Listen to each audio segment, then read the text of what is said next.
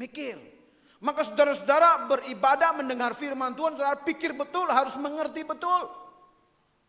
Kalau tidak mengerti, tanya. Malu bertanya, sesat di kamar. Sesat di jalan.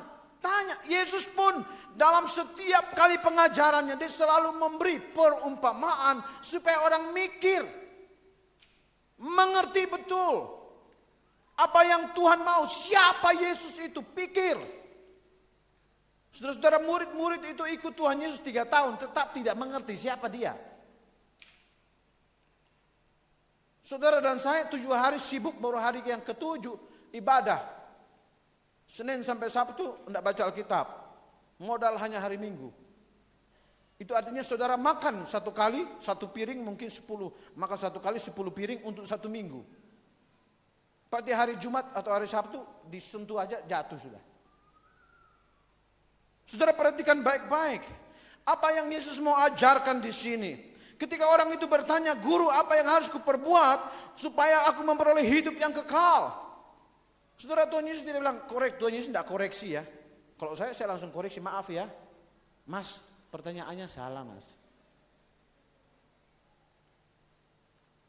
Bukan soal apa yang kamu buat. Tapi Tuhan Yesus dengar. Dan Tuhan Yesus ikuti pertanyaannya. Tuhan Yesus arahkan dia. Jawab Yesus kepadanya, "Apa yang tertulis dalam hukum Taurat? Apa yang kau baca di sana?" Oke, kalau kamu mau bicara tentang perbuatan, oke, sekarang kita kembali. Back to the Bible. Apa yang dikatakan hukum Taurat? Kemudian orang itu jawab apa? "Kasihilah Tuhan Allahmu dengan segenap hatimu." Saudara-saudara, kata segenap dalam bahasa asli Alkitab, ini saya sedang menekankan, segenap. Itu kalau orang Jawa lebih mantap. Segenap. Kau si saya, genap. Wes, tas. Pokoknya genap. Artinya tidak ada satu lubang pun, tidak ada sisa pun. Mikir ya. Kasihilah Tuhan Allahmu dengan segenap hatimu. Terjemahannya dengan sebulat hatimu. Ada terjemahan yang berkata dengan seantero hatimu. Nah, mau pakai bahasa apa lagi? Kasihilah Tuhan Allahmu dengan segenap hati. Bahasa Inggris bilang, "You shall love the Lord your God with all your heart." Mari kita satu-satu coba. Apa benar saudara mengasihi Tuhan dengan sebulat hatimu?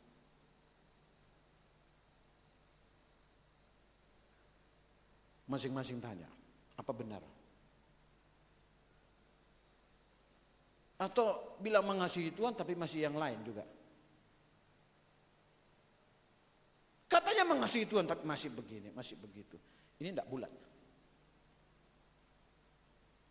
Yang kedua dia bilang begini, dan dengan segenap jiwamu. Wah, hati sekarang jiwa. Secara rohani jiwamu juga mengasihi Allah itu bulat. Tidak ada sisa. Kemudian dan dengan segenap kekuatanmu. Seluruh kekuatan hanya untuk Tuhan. Ayo. Mari. Mikir sekarang. Baru demam, baru flu. Ke gereja ya? Enggak, aku flu. Kenapa kau enggak ke gereja? Tuhan kan ngerti. Dia kan maha tahu. Dia kan tahu kalau aku lagi flu. Tuhan kan tahu kalau lagi flu itu kayak apa. Ambulan naik turun terus. Tuhan mengerti. Yang saya tidak mengerti, mengapa saudara mengerti, Tuhan mengerti seperti itu.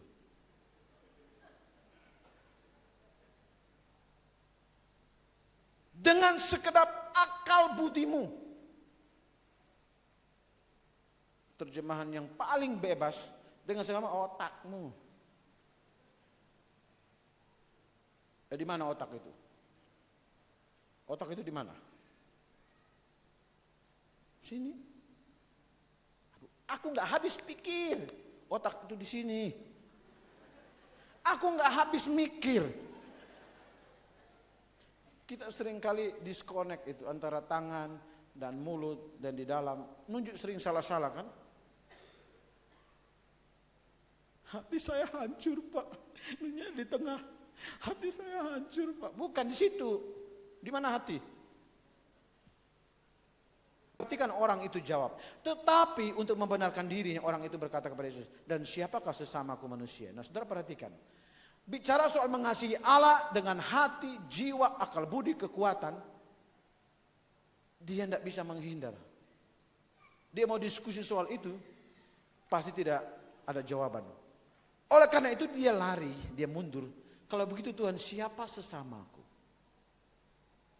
Ini orang kalau tidak mau bertobat, ada saja alasannya. Ada aja celah untuk menghindar. Betul tak? Oh maka saudara-saudara saya kemana-mana melayani, tantang orang bertobat. Kalau dia tidak mau, tidak apa-apa. Mau bertobat enggak? Tidak mau. Ya sudah. Tunggu tanggal main. Loh iya, bukan saya apa ya, tapi memang biasa ada orang seperti gitu. Diminta baik-baik enggak mau. Mau bertobat enggak? Mau percaya sesungguh-sungguh enggak? Kapan? Nanti udah tua. Syukur kalau sempat tua kau, mati duluan macam mana? Mau hidup sungguh-sungguh dengan Tuhan enggak? Nanti aja Pak. Kan waktu Yesus disalib, kan ada 2 penjahat. Yang satu kan bertobat. Tunggu aja Pak. Pasti saya akan jawab, iya kamu yang mana? Masalahnya ada 2 penjahat. Yang satu bertobat, yang satu tidak. Kamu yang mana? Kan persoalan di situ. Nanti aja Pak. Kenapa? Bukan sekarang. Aduh Pak, kalau sekarang hilang semua kesenangan saya. Saya tidak bisa lagi minum. Minum apa? Cap tikus. Habis.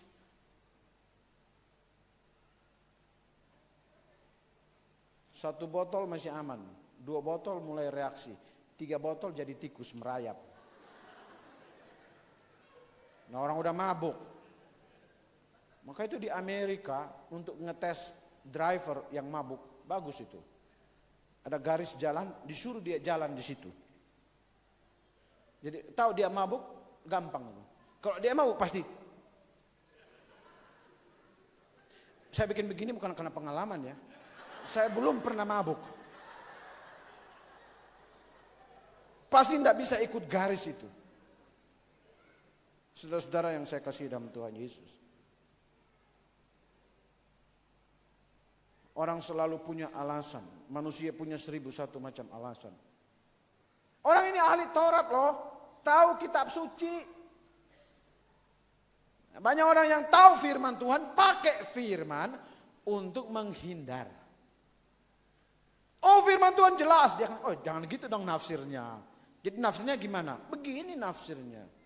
Roh itu memang penurut tapi daging lemah. Ini sudah jatuh dalam dosa nih. Kamu bahaya loh jatuh dalam dosa. Tuhan mengerti. Bukankah firman Tuhan berkata. Roh memang penurut tapi daging lemah. Banyak orang bersembunyi di belakang firman Tuhan. Memakai firman Tuhan secara salah. Ya tadi pagi saya sudah sampaikan di ibadah berapa itu. Ini cerita di Sulawesi Utara toh. Bahwa supir-supir angkot itu kan nakal-nakal itu kadang-kadang. Hari Minggu ada cewek mau pergi kebaktian, duduk di samping. Sopirnya maksudnya pindahin persneling, tangannya pegang paha cewek ini. Cewek itu bilang, Matius 7 ayat 7. Ih, kayak apa ini kayaknya ibu pendeta muda ini.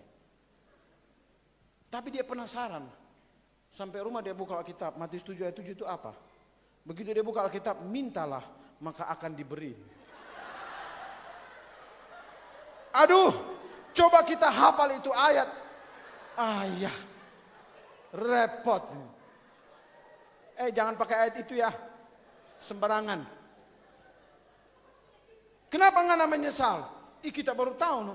Kenapa? Tadi ada cewek, no kita salah pegang persneling karena DP paha. Terus dia kasih ayat itu. Mintalah maka akan diberi. Ada-ada saja.